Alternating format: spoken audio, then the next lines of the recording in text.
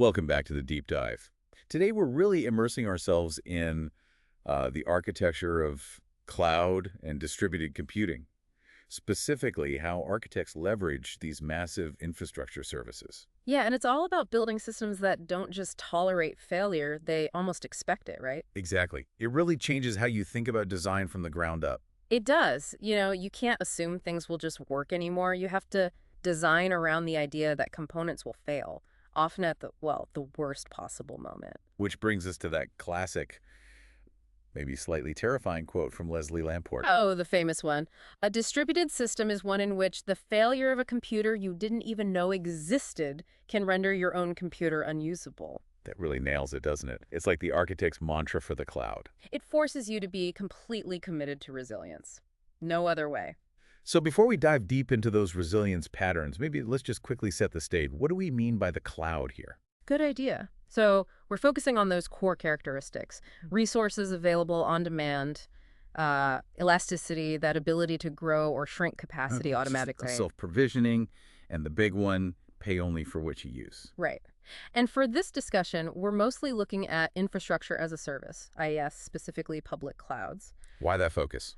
Well, from an architect's point of view, using those basic infrastructure services, the technical design challenges are pretty similar, whether it's public, private, or hybrid.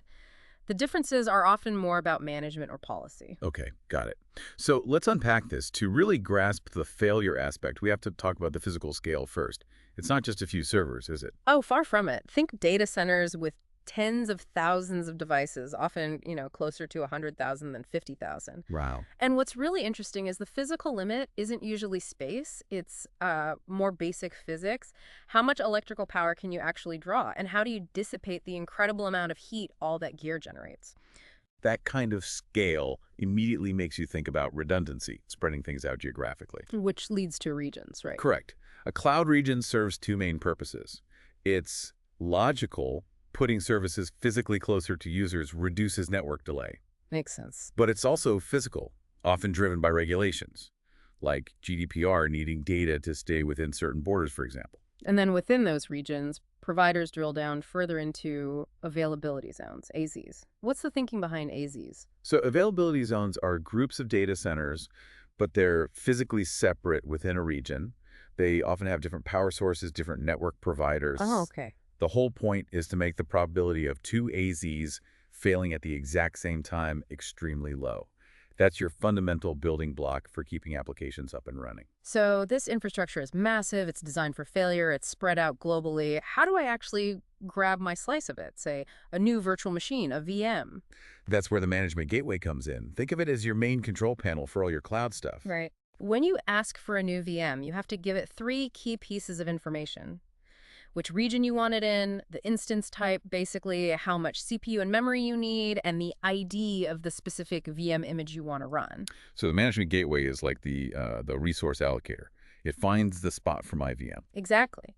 It looks for a hypervisor, that's the software layer on a physical machine that has enough spare CPU and memory. It tells that hypervisor, hey, create this VM. And then crucially, it gives you back the new VM's IP address and its host name.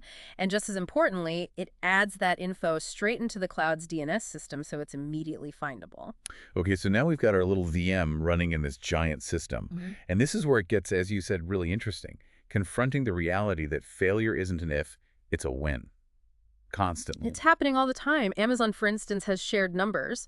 In a data center with around 64,000 computers, they expect something like 5 computers and maybe 17 disk drives to fail every single day. Every day, that's quite a lot. It really puts it in perspective. Architects just have to treat every single component as fundamentally temporary. Assume it could disappear at any moment.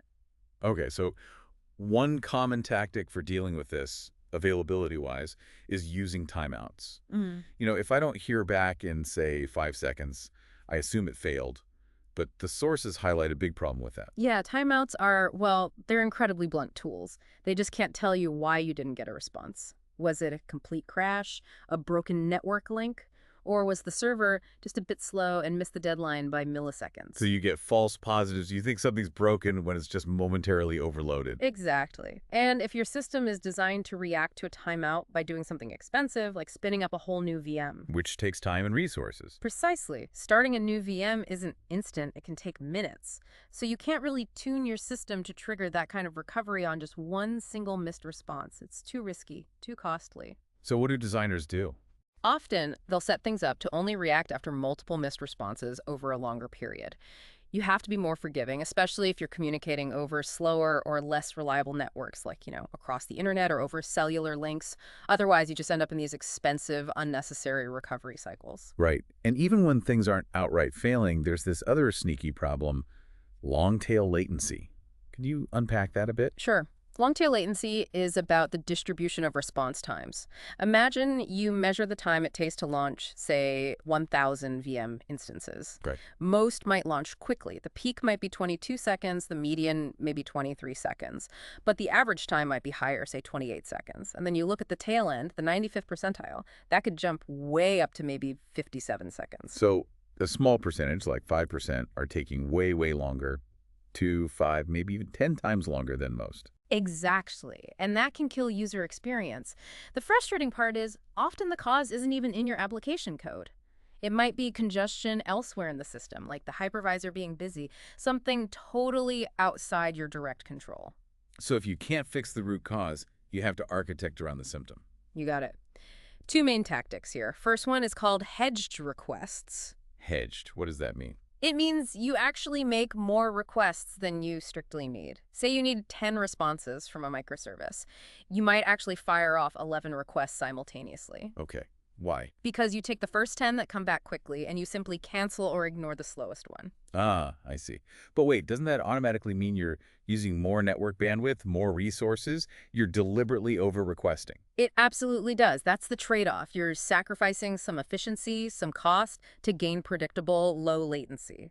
For systems where speed is critical, that trade-off is often worth it, sometimes even mandatory. Okay, makes sense. What's the second tactic? You said it was slightly less aggressive? Right, that's alternative requests. Instead of sending all the extra requests immediately, you send the initial set you need. Then, only if they don't complete within a fairly short time window, you fire off a secondary, alternative set of requests. So it's like a fallback. Kind of. It tries to limit the resource waste compared to hedging all the time, but still gives you a quick alternative path if some of your initial requests get stuck in that long latency tail. Okay, shifting gears slightly. Moving from handling delays to handling overall load. This brings us to scaling. Vertical versus horizontal. Yep. Vertical scaling, or scaling up, is conceptually simple. You just run your service on a bigger, more powerful VM instance. More CPU, more RAM. It's a resource change, but doesn't usually require redesigning your software. And horizontal scaling? That's scaling out. This is where the real cloud architecture patterns come in. It means running multiple identical copies of your service instance. And, crucially, you need something in front to spread the traffic across them. The load balancer. Exactly. This is a fundamental design change, not just a resource tweak. So the load balancer's main job is just distributing requests. Right. Preventing any single instance from getting overwhelmed. That's the core function. It sits in front and intercepts all the incoming client requests. It might use a simple algorithm like round robin, send request 1 to instance A, request 2 to instance B, request 3 to instance A again, and so on. But the load balancer is also key for availability, for hiding failures. How does it know if an instance behind it is actually healthy and working? Especially since the response, the actual data, usually goes straight back from the instance to the client, bypassing the load balancer on the way out. Good point. That's why load balancers rely on health checks. These are separate periodic checks the load balancer makes directly to each instance. It might be a simple network ping trying to establish a TCP connection, or even calling a specific health check API endpoint on the service. Okay. If an instance fails too many of these health checks in a row, the load balancer marks it as unhealthy. And then pulls it out of the rotation, stops sending it new traffic. Immediately. But, and this is the clever part, it doesn't just forget about it. The recovery cycle. Right. It keeps periodically pinging that unhealthy instance with health checks. If the instance recovers, maybe it was just temporarily overloaded, its internal queue drains, and it starts responding properly again. The load balancer sees that, And brings it back online. marks it as healthy, and smoothly adds it back into the pool of available instances. This whole cycle makes individual instance failures practically invisible to the clients. It dramatically improves availability without needing anyone to manually intervene. Okay, let's move from the network and infrastructure view more towards the application logic itself. We need to talk about state management. What exactly is state in this context? State is basically any information internal to a service instance that influences how it responds to future requests. Think session data, user preferences stored temporarily, that kind of thing. And the rule here is, The architectural mandate, the common wisdom, is really strive to make your services stateless. This means the service itself doesn't hold on to any critical history between requests. If information is needed across requests, it's stored externally, usually in a shared database or cache that all instances can access. and why? Why is statelessness so critical? Does it tie back to that Lamport quote, the inevitability of failure? Absolutely. It's probably the single most important defense against failure. If a stateless instance crashes, who cares? Right. Any other instance or even a brand new instance spun up by the autoscaler can immediately take over its workload because all the necessary history, the state, is safely stored elsewhere. It makes recovery almost instantaneous, and adding new instances behind the load balancer becomes completely seamless. Okay, another coordination challenge. Time. Seems basic, but getting lots of distributed machines to agree on the exact time is surprisingly hard, right? Clocks drift, network latency. It's a nightmare. Even though cloud providers use incredibly precise atomic clocks as references deep in their infrastructure, that latency between their clock and your VM means you can never guarantee perfect synchronization across a distributed system. By the time a timestamp reaches you, it's already slightly out of date. So what do architects do? Give up on time. Not exactly give up, but often they realize that precise wall clock time isn't actually the most critical thing. In many systems, like, say, processing financial transactions, what matters more is the order in which events happened, not the exact nanosecond they occurred. Consistent ordering is key. Which leads to things like vector clocks. Precisely. Vector clocks aren't physical clocks, they're a logical concept, essentially counters passed along with messages that help trace the causal sequence of actions as they ripple through the distributed system. By ensuring all parts of the system process events in the same logical order, you avoid inconsistencies without needing perfectly synchronized physical clocks. Okay, that makes sense. Now, arguably the trickiest coordination problem, data coordination. Sure. If I have two stateless instances, maybe they both try to update the same piece of critical data at the same time, like a customer's account balance. Right. That's a race condition, isn't it? That's the classic critical problem. And the traditional ways of handling this in single databases, like using a two-phase commit lock, are just incredibly fragile and dangerous in a distributed cloud environment. Why dangerous? Well, first, the messages involved in the lock protocol can fail because of network issues. But the real disaster scenario is if a service instance successfully acquires a lock on a resource and then crashes before it releases the lock. The resource stays locked forever. The whole system grinds to a halt. Potentially, yes. Right. It's a huge risk, which leads to probably the most important piece of advice in this whole area. Which is? Don't try and invent your own solution for distributed coordination or consensus. Just don't. Seriously, it's that hard. It's notoriously difficult. Algorithms like Paxos or Raft that solve this are incredibly complex and subtle, very easy to get wrong. The strong recommendation for architects is use proven, off-the-shelf infrastructure components that handle this for you. Tools like Apache Zookeeper, Console, or etc. They provide reliable consensus mechanisms to manage things like distributed locks safely. Rely on them. Okay, solid advice. That brings us nicely to our final infrastructure piece, autoscaling. This really feels like where the cloud's promise of elasticity pays off. Absolutely. Autoscaling is what lets you handle wildly fluctuating workloads without having to pay for idle capacity all the time.